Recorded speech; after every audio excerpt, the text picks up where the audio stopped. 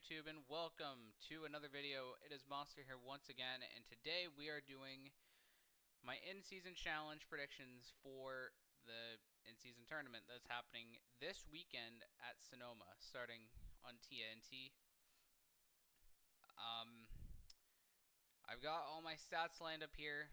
I'm going to go round by round, picking who I think is going to advance. As you see, we have 5 rounds. 32 drivers.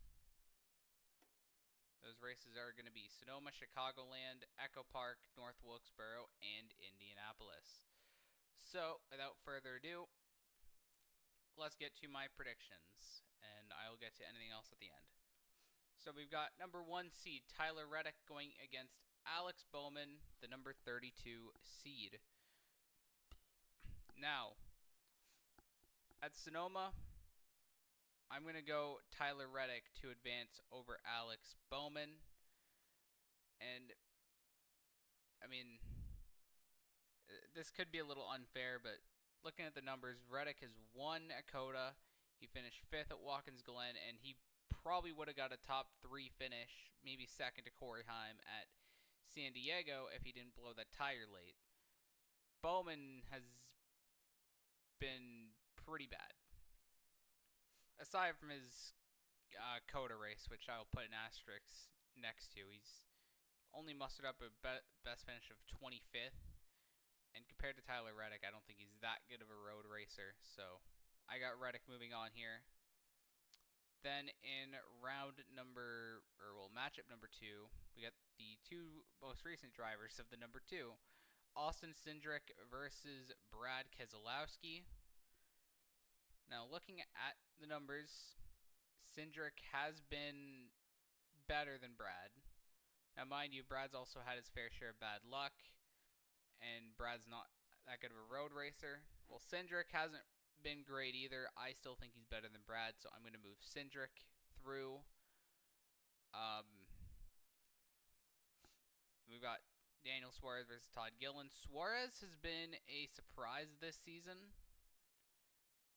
but he's also won at Sonoma before. I mean, he's outran Todd Gillen basically every road race that has happened. He's finished 13th the last 2, better than Gilliland. And like I said, Sonoma's been good to him, so I'm going to move Suarez through. Then this next one, I'd say is probably a really hard match because obviously most people know I'm a big Carson Hocevar guy, but Zane Smith has been very impressive. And looking at their numbers, I mean, aside from, well, I mean, I guess they've been involved in some incident, but Zane Smith has actually been better than Carson Hocevar on the road this year. And I believe he also finished ahead of Hocevar last year. I don't remember if Hocevar DNF'd or not, but still the 38's been a shining light at front row. So I got to give Zane Smith some credit, and I got to move him on. I do want to apologize now in advance if I'm going too quick. It's just, you know, I have the numbers in front of me. I don't really want to have to rely on saying them out too much, only when I need to. All right, Chase Briscoe versus AJ Allmendinger. This is another solid hard match because you may think this may be an easy win for Chase Briscoe, but I mean, on a road course, you can't go against the 16 of AJ Allmendinger. Now, I know their numbers may not sound great for Briscoe. He's finished 37th, 4th, and 17th this year on the road, compared to AJ finishing 9th, 7th, and 5th. But last year, Briscoe finished runner-up to SVG, and he's usually a really good road racer. I think most of those finishes come down to the bad luck he's had. And I believe Sonoma is one of AJ's weaker road courses. As much as I want to give it to AJ because he's done really good this year, I'm going to say Briscoe is going to move on here. I don't really have to look at the numbers for this one. Ty Gibbs is one of the better road racers, even though Austin Dillon did get a top 10 at Watkins Glen. Still no competition there, really. Then we've got Bubba Wallace versus Michael McDowell. me a second here. So we have Bubba, who's typically not been known as a road course guy. His numbers have actually been a little better this year, aside from the Glen. He's finished 11th at Dakota and 2nd at San Diego. But McDowell's finished top 10 in every race, and he's usually a contender. So as much as Bubba's improved and he's in a really good car, I gotta say McDowell has the edge over him here. Gregson versus Elliott, I wouldn't say as much for competition either. I mean, though Elliott's kind of not, the road course king that we used to know, he's still usually a contender to get like a top 10 every now and again here. So that's the first side of the bracket done. Second side, Denny Hamlin versus Ty Dillon. I don't think lightning strikes twice. Denny Hamlin's finished in the top 20 at least in both road course, or in all 3 road course races. Ty Dillon's only mustered up a best finish of 16th. So, and that was in Coda, one race. So, Eric Jones versus Joey Logano. Now, both these guys I don't really see much as a road racer, at least since I've been watching. I mean, Logano won a race at, I believe, Watkins Glen in 2015. Eric Jones isn't really much for a road racer guy. And I mean, I'd say their numbers are kind of equal here. But looking at the numbers, I mean, Logano has at least 2, well, they both have 2 top 20s, but Logano's had the better finish at least twice. Or, well, maybe once, but still he's had some good finishes despite his bad luck this year, so apologies for my mumbling there, but Logano is moving on. That's basically what I was trying to get at. Chris Buescher versus John Hunter Nemechek. Now, though I'm going to give Buescher the advance here, I got to say, looking at the numbers, I did not think Nemechek's numbers on the road were as good as they were. He's finished 17th at Coda, 10th at the Glen, and 16th at San Diego. Another reason why I'm giving it to Buescher, even though he's only beaten Nemechek once this year on one of these tracks, is because I think Sonoma's one of his better tracks. I think he finished 2nd to Suarez the year he won here, so I think that's the upper hand to Buescher for sure. We've got the 20 of Christopher Bell and the 1 of Ross Chastain. I mean, Bell's a really good road racer. His numbers have been better than Chastain for the most part. Trackhouse has been down this year, which doesn't help Ross, but even with Bell's horrible luck he's had, I think he's going to get in. Alright, Stenhouse versus Byron. This really isn't much of a competition either. I'm going to give this one to Byron. He's usually up front, even though they've been up and down this year. And then Kyle Larson versus Riley Herbst. Now, you may think this is an easy win for Kyle Larson, and, well, partially you'd be right. But Riley Herbst has actually been really good on the road courses, which I did not see coming at all. I mean, sure, he hasn't had the finishes to show for it, but he's running the top 10. I mean, he got a top 10 at San Diego just this last weekend. Mind you, that's a whole new track. I don't know if that really helps, but Kyle Larson's still one of the better guys in the Cup Series. I mean, give him more time, maybe Herbst can compete with him, but,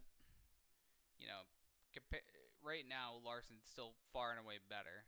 Probably will still be far down the line, but couldn't even give Riley a fighting chance, really. As good as he's been getting this year. This one I don't really need to think about. SVG, even though he wrecked out, he finished 2nd and 1st in the other road races, and he's always a contender when he's not getting wrecked out, so that's easy. And then Ryan Blaney versus Josh Berry. Blaney's finished around the top 10 in pretty much all 3 road races. Berry's been, well, just in and around the top 30, really, so that tells you anything. On to round number 2. And we haven't raced at Chicagoland since 2019, but for my numbers here, I use all the tracks that are similar to Chicagoland. in track length, like or a mile and a half, essentially. So we have Vegas, Texas, Kansas, and Charlotte numbers here. So we have Reddick versus Cindric. Reddick has finished top 5 in at least 3 of them, and he's won at Kansas. And I think Chicagoland's a track that'll benefit the 45, so I'm going to have Reddick move on. Cindric's only mustered up a best finish of 12th. Not really good enough, I would say, to beat the 45, although Reddick's luck has been starting to wane a bit, so I wouldn't say Cindric's completely out of it. Suarez versus Zane Smith. Now, like Hocevar, I'd say this is also a really close battle because Smith and Suarez have been kind of similar this year. But Suarez's numbers have been better than Zane Smith, especially in the other 3. And he even won the Coca-Cola 600, and Spire's shown far more pace. And Zane, whilst he's been the best guy at front row, like, compared to Spire, like, I don't know if he can get enough out of that car to beat Suarez, who has had a really remarkable breakout year, I would say, with Spire. And he's been running really well, too. I mean, yeah, not really much competition there, I would say. Even though Zane could put up a heck of a fight for sure. Briscoe versus Ty Gibbs. The numbers here are pretty close, actually. And, I mean, it's kind of even. Like, Briscoe's finished ahead of Gibbs twice. Gibbs has finished ahead of Briscoe twice. I'm going to give the edge to Briscoe here, though, because Briscoe, whilst he started off bad, he's been starting to find a rhythm. He's been starting to contend for top 5s, top 10s, maybe contend for a win here and there. So I'm going to say Briscoe is going to advance over Ty Gibbs. And then Michael McDowell versus Chase Elliott. I mean, McDowell's been kind of off on the intermediates compared to Elliott, and Elliott also won at Texas this year. Second at Las Vegas. I think this is an easy choice for me to put Elliott through. Denny Hamlin versus Joey Logano. Hamlin has finished top 5 in all 4 of the races I've picked the numbers from. Logano's best finish was an 8th in the Coca-Cola 600. This has got to be an easy advance for Denny Hamlin. Buescher versus Bell. A little even, I would say. Although the numbers suggest Buescher would actually fare better than Bell. Which, I mean, considering how bad Christopher Bell's luck has been, I mean, it's not really a surprise. But, look at it this way. Las Vegas, he was 4th. Kansas, he was in position for the win. He was battling for the win until he got wrecked out late. Texas, he was leading when he got wrecked out by a guy at the back spinning out, and he finished 2nd in the Coca-Cola 600. So, despite Bell's bad luck, he's been in position to contend for a few of these things more than Buescher has. So, I'm going to move Bell on for that reason. Byron versus Larson. Now, these guys have been kind of neck and neck with each other here this year. And even though Larson does have a DNF compared to Byron finishing top 10 in all these races, I don't fully trust the 24 team compared to the 5. Because even though the 24 has been good, they've been really up and down this year. Larson has been steady. He's had some DNFs, but he's starting to figure it out. He's been starting to contend a lot more. He just came off a 3rd, and I think he's got a few top 10s going. So I'm more on the side of the 5 than I am the 24 right now. And then Blaney versus SVG. And as good as SVG is on these ovals, he's no match to Ryan Blaney. Ryan Blaney's outran him every time. So that's round 2. Round 3, we go to a drafting track in Echo Park Speedway, which this is where things may get controversial. Well, at at least in this first round. So we got Tyler Reddick versus Daniel Suarez. Now, at the start of the year, and I'm looking at the drafting numbers, which, I mean, you can kind of just throw those out the window, but I still have them here just for a reason. Reddick has won at Atlanta already this year, and he won the Daytona 500. But I think with his luck starting to falter, and the unpredictability factor of these drafting style races, that's where I think this falls into Daniel Suarez's hands. Not only that, but Daniel Suarez has also been really good at this configuration of Atlanta. He also won here in the past, so I got to give it to car number 7 to upset the points leader here in this matchup. Briscoe versus Elliott. I mean, Elliott has basically ran better than Briscoe most of the time. 4th, 11th, 4th, and Briscoe 36th and 29th with a second at Atlanta when Reddick won. But Elliott's also been really good at this configuration of Atlanta. He won here in 2022 and last year, this very race, essentially. So I'm going to give it to car number 9 right here to get the job done. And then on the other side of the bracket, Denny Hamlin versus Christopher Bell. I mean, both these guys haven't really been great at these styles of tracks, especially Denny, but he's been better than Bell, so I got to give it to Denny. Plus, he's on a bit of a hot streak, so I got to give it to him there. And then Blaney versus Larson. Even though Larson has seemingly outran Blaney in at least 2 of them, even though they crashed out. At least one of them has, or both of them. In some cases, Blaney's still the better drafting racer than Larson. Larson has no luck in these, so I got to go Blaney. Even though I think the numbers suggest Larson to get him better. Now, North Wilkesboro. This one's very interesting because, well, this is the first time it's a points race, at least in years. But we have seen these guys in the All-Star race at this track. So I kind of just had to pick out my short track numbers here for this one. So Suarez, he finished 20th at Martinsville and 12th at Bristol. Elliott finished 1st at Martinsville and 22nd at Bristol. I still think Chase Elliott's going to advance here. I mean, no matter what track it is, I think Elliott's going to outrun Suarez. Even though, Hendrick is the main Hendrick, and then Spire has that connection. I think Elliott's still going to beat Suarez here. No world do I see Suarez outrunning Elliott. But, yeah, so I got the 9 moving on, and then between Blaney and Denny, Denny got 2nd at Martinsville and 9th at Bristol. Blaney got 6th at Martinsville and 2nd at Bristol.